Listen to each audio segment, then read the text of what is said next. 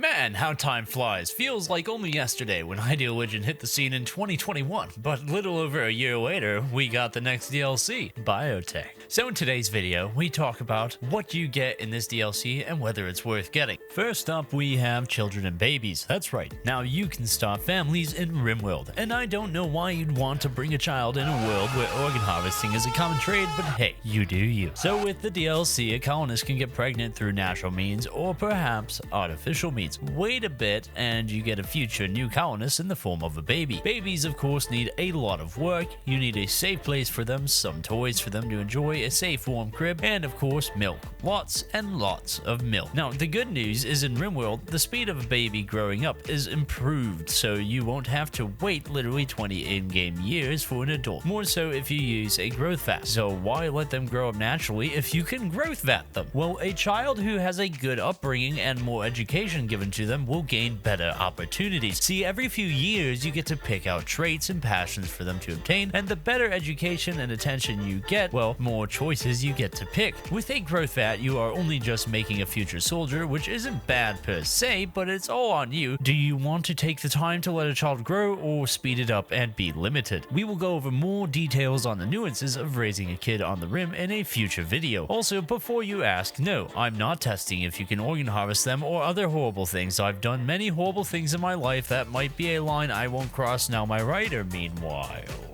Alrighty, now let's talk about what is a big deal, the Mechanider. Now you can grow your own mechanoids in pods, and it's not just your basic centipedes or scythers, though you can use those. No, you can make newer ones just for this DLC. Stuff like the Militeur, which while small and weak, with just a shotgun you can easily maintain and create a lot of them. So go Zerg rush your opponents. The Scorcher, as the name implied, is a flamethrower wielding bot that's perfect for killing with fire. Legionaries are bubble shield wielding bots that also come with a long-range needle gun, perfect for supporting the troops. Tesserans are armed with a powerful gamma ray that can pierce through shields, just know they aren't good for close-range fighting. Finally, the Centurion, a mobile arms platform with a bubble shield and a turret that operates while it moves, perfect for allowing your units to make their way into enemy lines. Of course, there are more mechs like all the labor mechs where you could literally run a colony with one person. While we won't go over each individual one, you know, you got a bot to fulfill any role you'll need out on the Rim.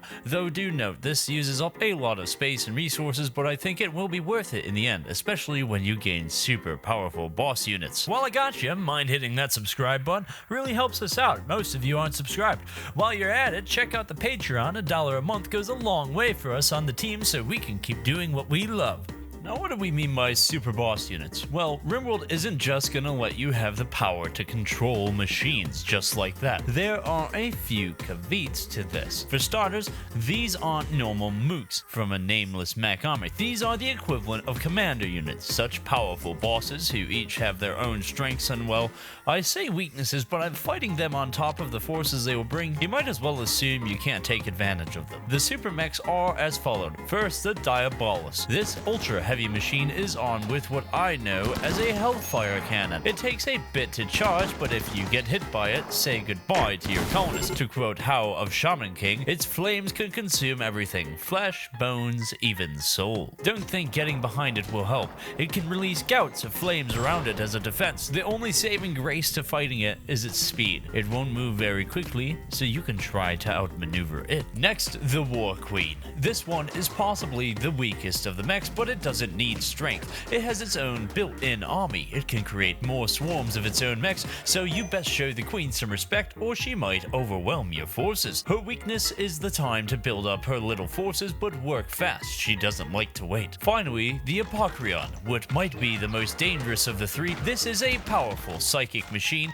It hates all of humanity. That would make Skynet or AM look like human allies. It poisons the minds of colonists, and apparently its main weapon is hatred. Yeah, details are sparse, but when it comes okay, there's one other issue with doing all this machinery. You have to contend with pollution. When you make mechanoids, you will create little packages of toxicity. Freeze them ASAP, because if you don't, they will deteriorate and then pop into little clouds of pollution. Same if you burn them, by the way. This isn't the only way to create pollution. There is a toxifier generator, which is a good source of power in exchange for putting out so much pollution you might as well be called Captain Planet Villain. Yeah, too much buildup up, the toxins will change the landscape. It'll be like a toxic fallout. Normal plants won't grow, animals die out into rotting carcasses, oh yeah, and you may or may not awaken a bunch of pollution-loving insects. This only will affect colonists like a toxic fallout, leading to cancer, vomiting, and of course, death. Though there are some benefits to pollution, if you can believe it, you can wear anti-toxic gear like gas masks or transplanting artificial detoxifying organs into your colonists. Plus, most of your raiders won't be doing the same for the most part, so you can take advantage of that. Plus, now you can attract new animals like the toxic clove or waste rats, or even grow the fast-growing toxic potato, though do not eat it raw, trust me. There are ways to mitigate pollution, going out of your way to clean up toxic areas, sending the toxic packs away via drop pods, funnier if you do it to an enemy base obviously,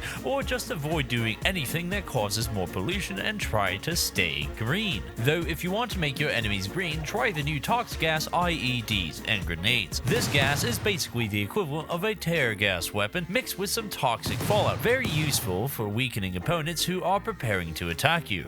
So, the last part of the mechanics in this DLC is the gene mods. Now, with mods, you could get new types of alien colonists, but with this, your human pawns can become the genetic freaks they always wanted to be. I'm actually impressed by all the ways you can alter your pawns. First, to actually do this, you need gene packs. You get them from quest traders or buy high-tech gene extractors or pawns that makes them uncomfortable. Once you get a bunch of these packs, you can combine them into a gene assembler to make a gene organ to implant. Oh, and while you are at it, put your pawns in some nice genes to go with it. So what can you get with these gene packs? Well, you got everything from the breathing to not having to sleep. A smooth tail that lets pawns have a third arm and therefore more manipulation. Maybe some fur skin to survive out in the cold. A stomach that never gets food poisoning and can eat rotten food. You get the idea. There are apparently over 200 different genes, so we obviously can't go over all of them here. Now, you might think you can make the perfect pawn, and I suppose you could, but there is a catch. The good genes that make you like Superman will make your pawns hungry, like Snorlax at an all-you-can-eat buffet hungry. So the trick here is to set up a pawn with good genes and a few drawbacks, like say the super genius who hates the sun, perhaps a sniper with eagle-eye vision who needs smoke leaf to survive. You get the idea, and it will make your pawns more and more unique. By the way, genes can be passed down through generations. See, genes come in two varieties: the gemline genes, which is stuff like skin color, hair color, and other normal traits we humans have. Then there are the xenogenes, those cool modifications. Those ones can't be passed down. Keep this in mind when setting up families or gene splicing. Oh, and finally, there are super powerful genes that require finding an archite capsule. Think of this as Archotech genes, like with Archotech body parts. Keep on the lookout for these, and you might have a pawn that could be effectively immortal, and yet still addicted to that smoke leaf. I gotta say, this might be the best DLC Rimworld put out so far. Looking back, it's clear the devs looked at how mods were being made and their quality, and in turn stepped up their game. I, for one, am excited for these new playthroughs and stories that will come out of the DLC. Let me know in the comments what you plan to do first. Pretty sure it's not going to be good for the poor people of the Rim.